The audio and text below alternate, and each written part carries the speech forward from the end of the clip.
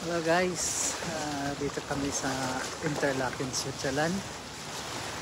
Medyo sulit ang biyahe, pero tingnan nyo naman, lovely place. Yung isa hindi pa makapag paddleboard at nag selfie pa. Yan o, si Ella nakasimangot na sa biyahe. Puro biyahe, pero nung makita ang lake at makapag paddleboard, nabuhayan. Hindi na makaalis-alis ang mobile phone niya. Ay, grabe. Look at that. Balik na rin natin camera.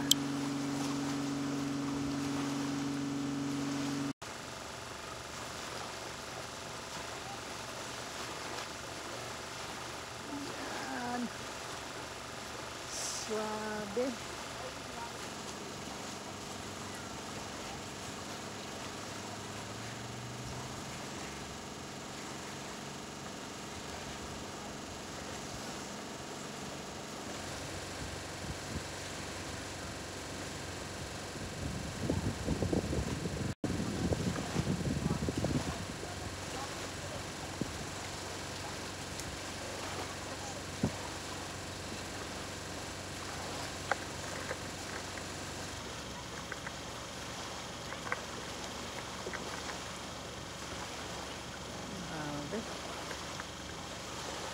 Ganda.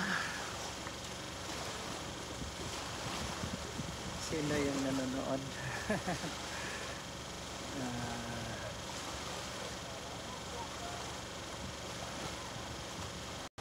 At that.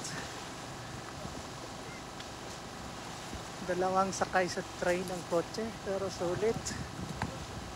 Hindi pala passable by car. Tatanil yung train. Sobrang ganda.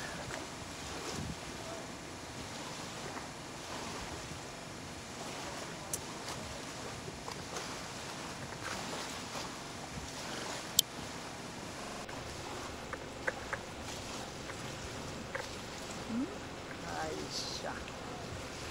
Walang likid.